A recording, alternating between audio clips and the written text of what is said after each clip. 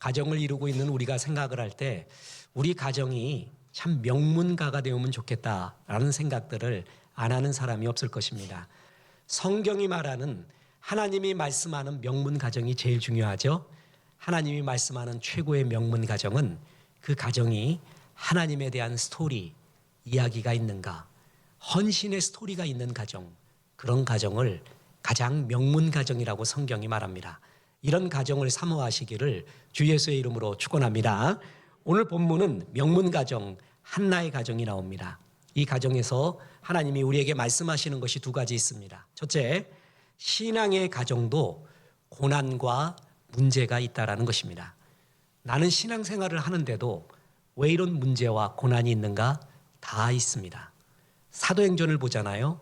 그럼 부흥과 동시에 고난이 동시에 있습니다. 고난과 부흥은 투 트랙입니다.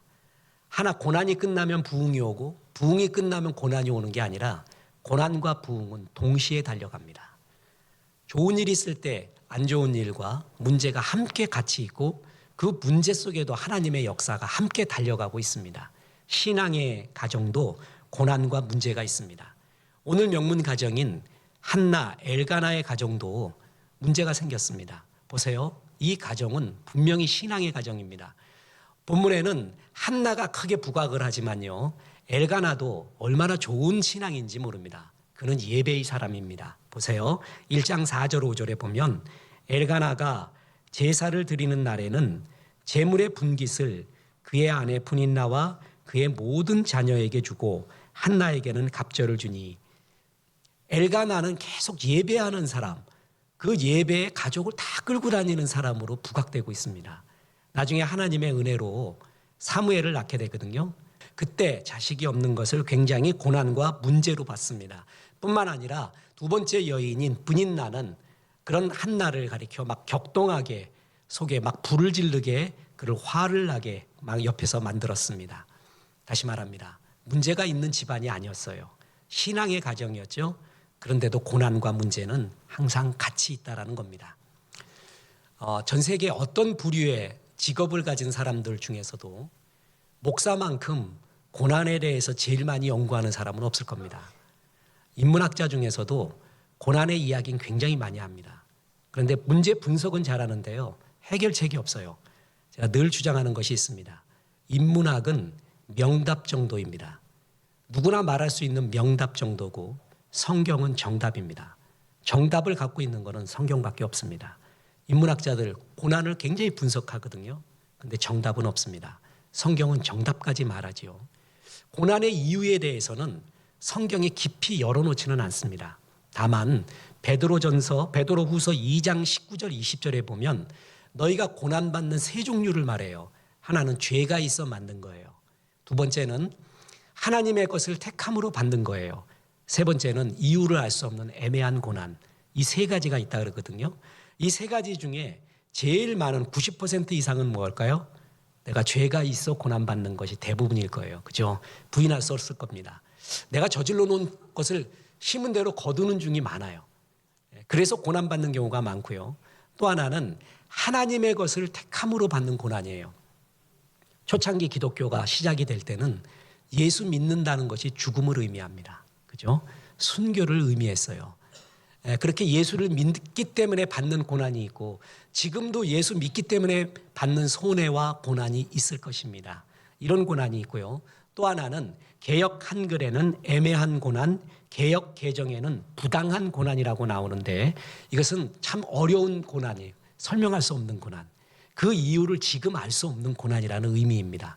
욥기를 보세요. 욥은 죽을 때까지 자기 고난의 이유를 모릅니다. 그렇게 죽을 수도 있는 겁니다. 천국 가야 아는 거예요. 그렇게 해석할 수 없는 고난도 있습니다. 그럼에도 불구하고 성경이 고난에 대해서 그 이유에 대해서는 활짝 열어놓은 것 같지는 않습니다. 그러나 열어놓은 것이 있어요. 고난에 대해서. 고난의 유익이에요. 고난의 유익과 교훈만큼은 활짝 열어놨습니다. 신구약 전체를 통해서 고난이 이러한 유익과 이러한 교훈이 있다는 것은 얼마나 많이 열어놨는지 모릅니다. 그 대표적인 구절이 시편 119편 71절이에요. 고난당한 것이 내게 유익이라. 이로 말미암아 내가 주의 율례를 배우게 되었나이다. 주의 율례를 배웠대요. 주님의 나라를 알게 되었대요. 주의 법을 알게 되었대요. 영원을 알게 되었대요. 고난당했을 때 책 1000권 읽은 것보다 더 큰 깨달음이 그때 옵니다. 그때 내 모든 생각이 뒤집어집니다. 하나님을 믿지 않다 하더라도요, 깊은 고난을 당하잖아요. 그제서야 다른 세계가 보입니다. 리차드 포스터는 이 세계를 움직이는 세 가지의 힘을 이렇게 말했어요.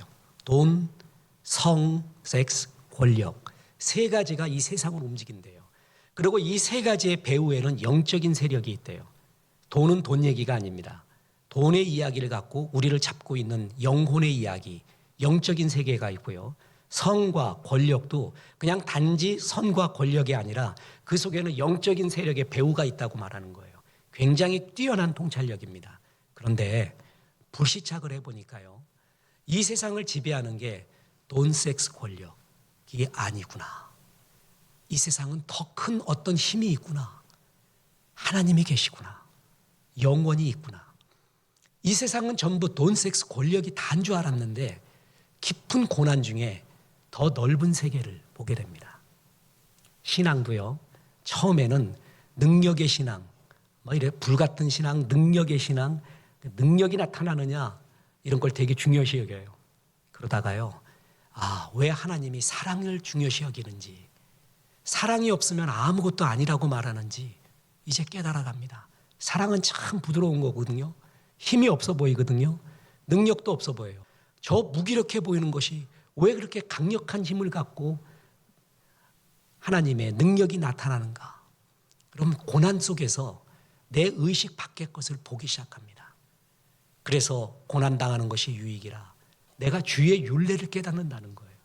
이제껏 나를 지배하고 있는 세계, 그 너머의 세계를 비로소 보기 시작한다는 거예요. 저는 이런 사람이 전 세계에 꼭 다시 나타나야 된다고 기대하고 있는 사람이 있습니다. 그의 이름은 C.S. 루이스입니다. 옥스퍼드 대학 교수님이죠. 기독교 변증학이라는 것이 있는데 기독교를 논리와 이성적으로 보호하는 그거를 변증학이라고 그래요. 전 세계에서 가장 뛰어난 변증학자 중에 하나가 C.S. 루이스입니다. 지금도 회자되고 수많은 신학자와 목사들에게 영감을 주고 소스를 제공하는 분이에요. 이 C.S. 루이스가요, 고통에 대해서, 고난에 대해서 크게 두 가지의 책을 썼습니다. 하나는 고통의 문제라는 책과 또 하나는 헤아려 본 슬픔이라는 두 가지의 책을 씁니다. 고통의 문제는 C.S. 루이스가 42살인 때에 출간했고요. 헤아려 본 슬픔은 그가 죽은 해인 1963년 가명으로 출간되었습니다. 참 무신론에서 유신론 가는 것도 되게 힘들고 유신론에서 다시 거듭난 신자가 된다는 건 기적이 일어나야 되거든요. 믿음은 정말 주님의 선물이에요. 그는 번어게인 되고 거듭나고 난 다음에 삶이 글이 완전히 달라지게 됩니다. 그가 그리스도인이 된 지 10년 만에 쓴 책이 뭐냐면 고통의 문제, 아까 말했던 고난의 문제예요. 이 고통을 이성과 논리적으로 분석을 합니다. 그래서 먼 거리에서 고통을 바라봤어요. 그래서 그 고통의 문제에서 제일 유명한 글이 바로 이겁니다. 고통은 귀먹은 세상을 불러 깨우는 하나님의 메가폰입니다. 확성기입니다. 안 들어요. 다 자기 생각이 옳아요. 그러다가 깊은 고난을 당하면 비로소 하나님의 음성이 들리기 시작해요. 그래서 고통은, 고난은 하나님의 메가폰, 스피커다. 이 말은 정말 많은 목사님들, 많은 부흥사님들, 학자들의 인용된 구절이에요. 그게 고통의 문제에 나오는 글이거든요. 그런데 그때는 루이스가요, 큰 고통을 안 겪었을 때입니다. 근데 그가 비로소 겪게 됩니다. 루이스는 어렸을 때 손가락 마디도 없고요, 엄마를 잃었어요. 근데 워낙 천재적이고 똑똑한 사람이었거든요. 그래서 슬픔으로 자기의 감정을 집어넣지 않아요. 그러면 못 살 것 같아요. 그래서 방어막을 치며 냉철하게 살아왔어요. 그러다가 임자를 만났습니다. 그 임자 여인의 이름은 조이 그레삼인데 암 걸려 있는 여자였어요. 이분이 그 대석학 루이스를 향해서 너 왜 그렇게 사냐? 당신 인간이네요. 당신 사랑도 모르고 눈물도 모르고 긍휼도 모르는 인간이 어떻게 인간다운 삶을 살았느냐, 이런 소리예요. 감히 루이스 앞에 그런 얘기를 하는 사람이 없었거든요. 루이스가 깜짝 놀라요. 그래서 조이 그리삼, 나에게 사랑을 가르쳐 주십시오. 그래서 둘이 서로 사랑해요. 결혼해요. 그러다가 조이 그리삼이 그 암으로 죽게 됩니다. 그때 쓴 글이 헤아려 본 슬픔이에요. 그때 그의 고난에 대한 글은 전에 썼던 고통의 문제와는 다른 문체입니다. 이 헤아려 본 슬픔은 목사님들이 성도에게 권해주고 싶지 않은 책입니다. 왠지 아세요? 잘못 읽으면 C.S. 루이스가 하나님을 떠난 것 같아요. 그 정도로 슬픔을 토로하고 있습니다. 하나님의 침묵, 하나님이 없는 것 같은 느낌. 우리가 고난당할 때 이런 거 많이 느끼고 이거에 대한 괴로움을 토로하잖아요. 루이스도 똑같이 그 얘기해요. 고난받기 전에는 고통을 분석을 했어요. 그래서 멋진 말을 했어요. 고통의 문제에서. 자기가 직접 고난을 겪고 나서는 견딜 수가 없는 거예요. 무너지는 자기 자신을 느끼는 거예요. 그러다 다시 하나님께로 돌아오거든요. 나는 C.S. 루이스의 많은 책, 아마 목사님들은 다 읽었어요. 그러니까 이만큼 되거든요. 그 중에서 무너진 책, 자기가 한없이 무너져가는 책은 헤아려 본 슬픔 그거예요. 그 고난이 그를 무너뜨려요. 그리고 다시 하나님 앞에 세워져 가요. 고난은 하나님의 율례, 진짜를 배우게 돼요. 말로 부질없다, 안개 같다 그게 아니라 진짜 이거는 부질없는 짓이야. 의미 없는 짓이야. 이게 소중하지. 그런 걸 그때 배워가요. 그래서 하나님은 신앙의 가정이라 할지라도 신앙의 사람이라 할지라도 고난과 문제를 통해서 하나님의 율례, 영원한 것을 가르쳐줘요. 왜 하나님 꼭 고난이라는 방법으로만 가르쳐줍니까? 그건 묻지 마십시오. 그건 모르겠습니다. 그런데 고난이 정말 큰 걸 깨닫게 해요. 1000권 만권의 책보다 더 큰 거를 고난 속에서 알게 합니다. 한나가 고난 속에 부르짖습니다. 그러면서 주의 은혜를 발견하고 이 고난이 하나님의 스토리로 변해가는 거예요. 다시 말합니다. 오늘 본문 뼈대 있는 가정인 한나의 가정이라 할지라도 신앙의 가정이라 할지라도 고난과 고통이 있습니다. 이상히 여기지 마십시오. 받아들이십시오. 그런데 두 번째 교훈이자 결론이 있습니다. 뼈대 있는 가정은 고난을 헌신의 이야기로 바꾸는 가정입니다. 자, 따라해 보겠습니다. 고난을 스토리로 바꾸십시오. 이게 주의 은혜가 있는 가정이에요. 설교 때 참 많이 하는 이야기가 있죠. 똑같은 풀을 먹어도요. 뱀은 독을 만들어내고 소는 우유를 만들어냅니다. 똑같이 달을 띠는데 늑대는 울부짖고 이태백은 시를 짓습니다. 똑같이 고난을 먹는데 한 사람은 시인이 되고 한 사람은 폐인이 됩니다. 고난, 하나님이 이 고난 통해서 주님의 스토리를 만들어가기를 원하는 거예요. 그 고난 전에 느낄 수 없었던 깊은 은혜의 스토리, 한나는 만들어갑니다. 이 한나가 살던 시대에는 국가적으로 어려웠습니다. 도덕적 타락, 종교적 타락, 그리고 가치관이 부재하는 시대였고요. 사람들의 마음속에서는 애국심이 사라졌습니다. 통치자는 있어도 참된 의미의 존경할 만한 지도자는 없었습니다. 예언자의 외침도 사라졌습니다.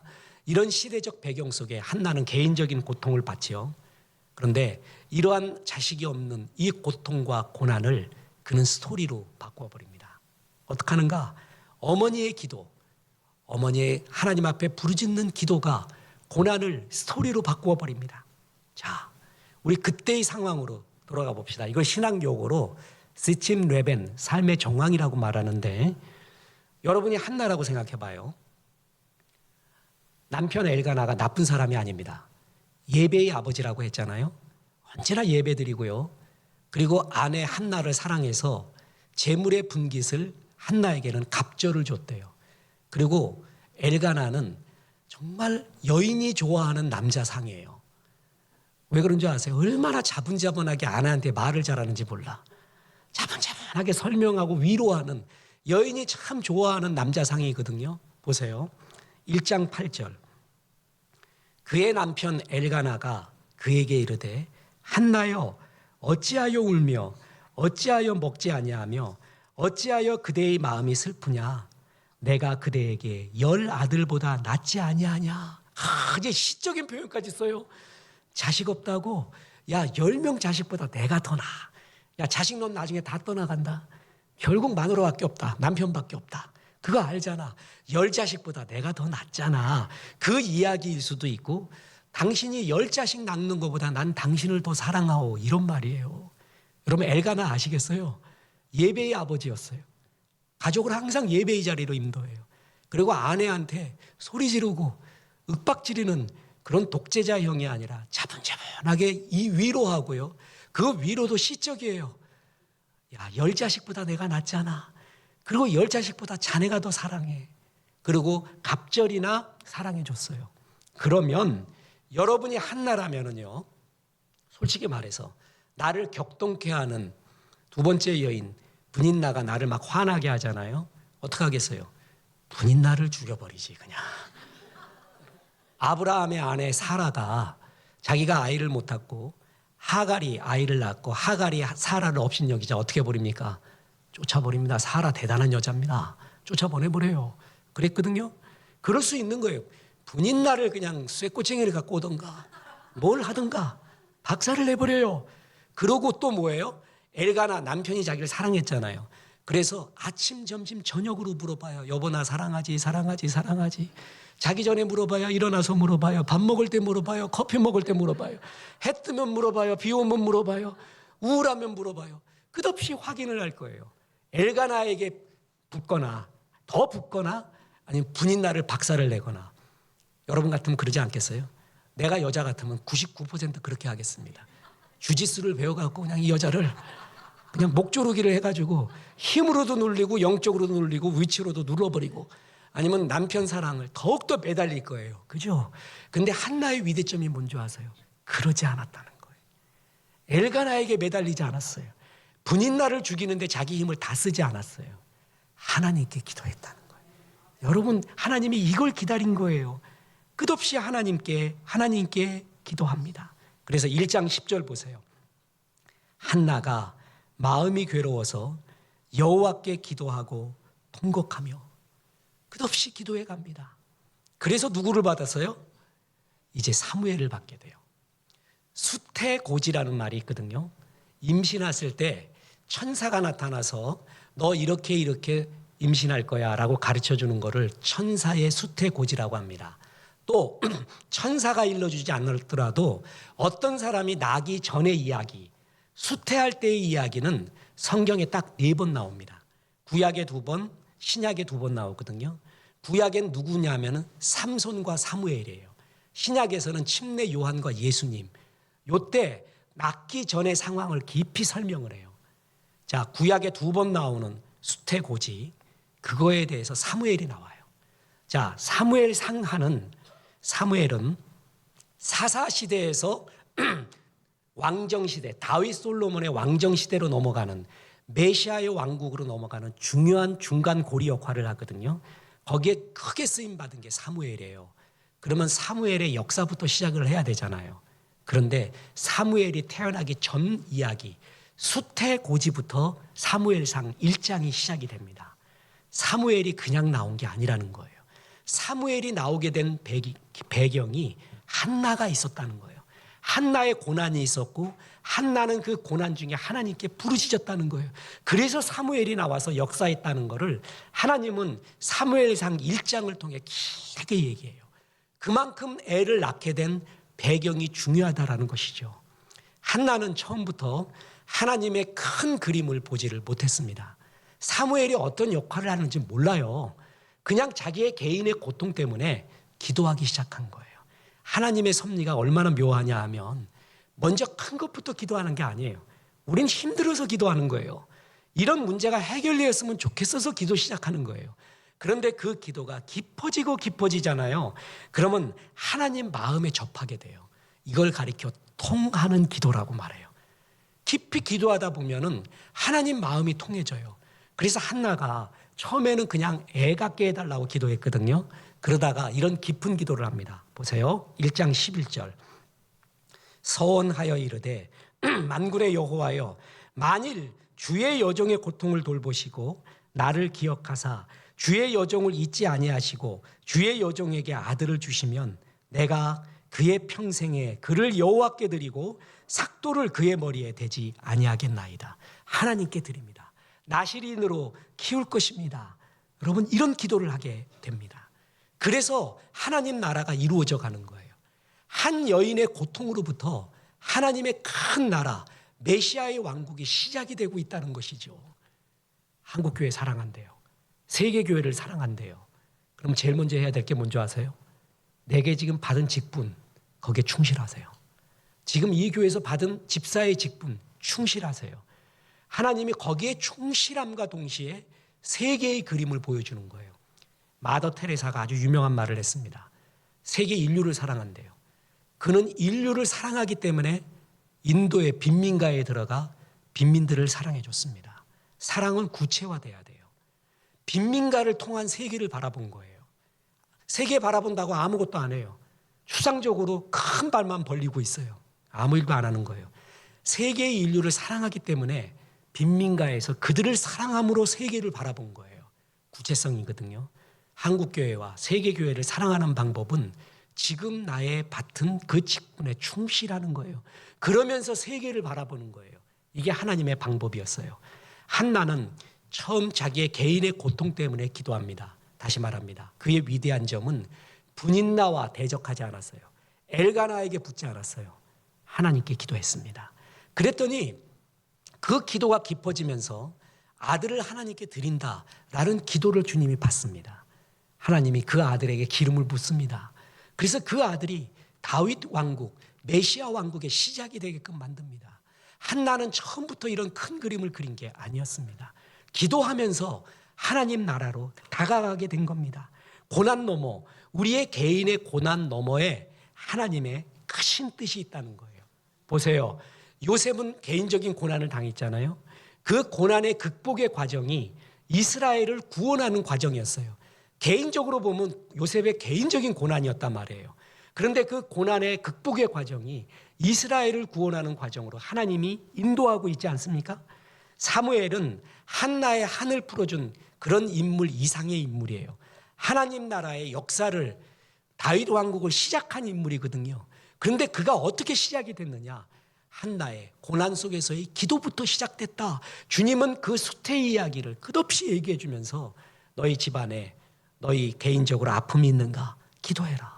기도하고 죽게 매달릴 때 그것은 개인적인 고난을 넘어서 하나님 나라의 그림과 섭리를 이루는 데까지 나간다라고 주님이 이 고난을 헌신의 스토리로 바꾸라. 그래서 헌신의 이야기로 바꿔서 고난이 복이 되도록 주의 섭리를 이루도록 우리에게 힘을 주고 있는 거예요. 얼마나 좋은지 모릅니다. 자, 우리 중보기도 하잖아요.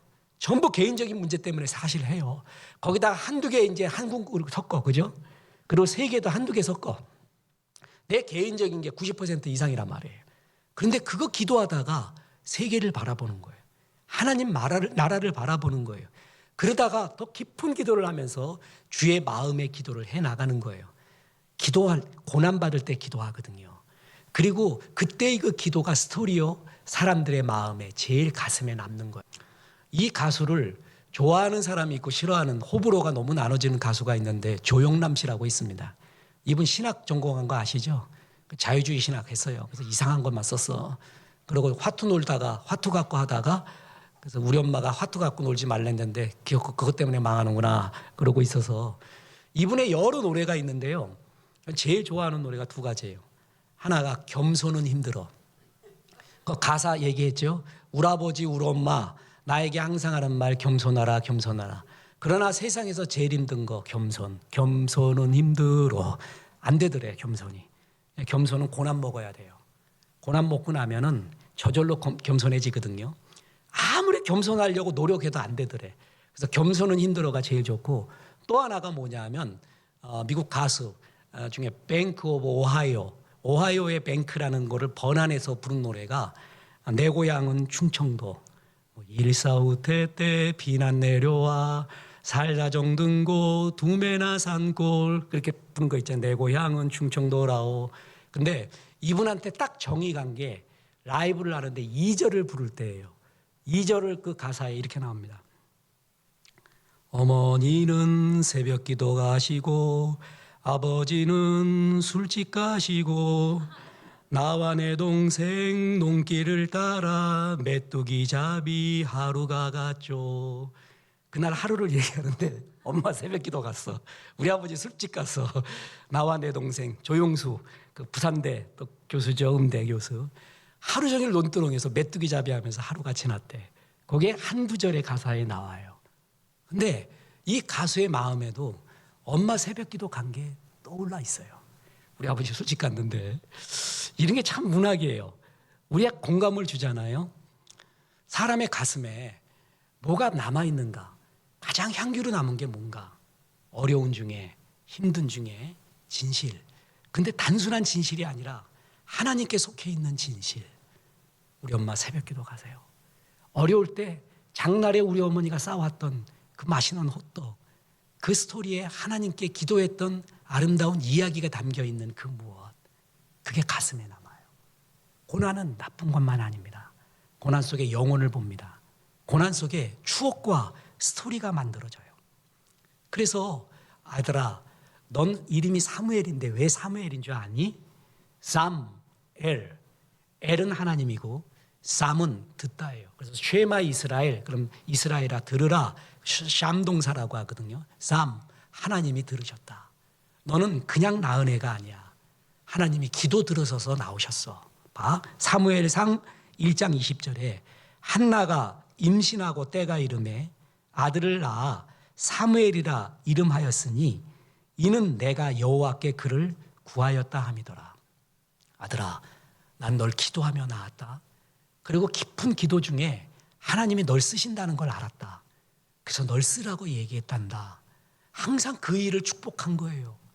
고난이 축복으로 변했어요. 그래서 사무엘이 어떤 사람이 되었어요? 다윗 왕조, 메시아 왕조의 시작, 다윗에게 기름을 붓습니다. 기도를 합니다. 그러면서 왕의 시작을 사무엘로부터 시작이 되는 거예요. 이런 일에 쓰임받아요. 개인적인 고난이 있었습니다. 그러나 신앙의 가정이에요. 그런 가운데 그 고난 가운데 기도합니다. 죽게 매달립니다.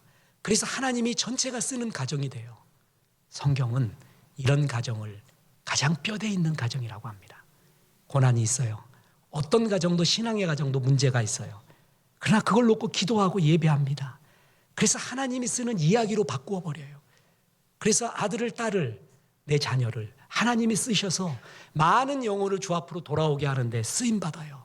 이 가정이 가장 명문 가정이요, 성경이 말하는 뼈대 있는 가정입니다. 고난당하고 있는 여러분 힘내십시오. 기도하고 신실하게 예배하십시오. 그래서 이 고난이 하나님의 축복의 스토리, 많은 사람에게 복을 주는 복의 스토리가 되어서 멋진 인생, 승리하는 인생 사시기를 주 예수의 이름으로 축원합니다.